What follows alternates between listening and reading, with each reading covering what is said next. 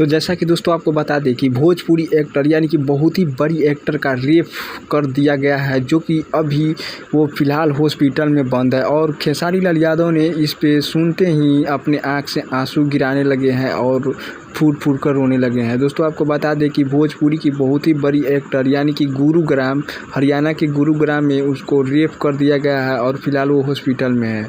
और आपको बता दें कि भोजपुरी की जो एक्ट्रेस थी, उनके फ़िल्म में जो काम दे रहे थे महेश पांडे को फ़िलहाल गिरफ़्तार कर लिया गया है। और ये यौन शोषण का जो मामला आ रहा है, ये रेप केस का, ये जो है उनका इंस्टाग्राम का जो फ्रेंड था उन्हीं ने कर दिया है और उनको गिरफ़्तार नहीं कर पाई है पुलिस। फ़िलहाल महेश पांडे को गिरफ़्तार कर लिया है। तो आप लोगों का क्या कमेंट है ज़रूर से बतलाइएगा, क्योंकि इस तरह से भोजपुरी को ले डूबेगा या भोजपुरी को बचा पाएगा।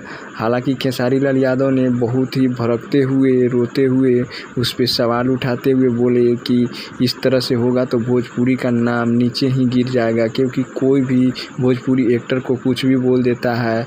हालांकि इस पे खेसारी लाल यादव का राय कैसा है आप लोग जो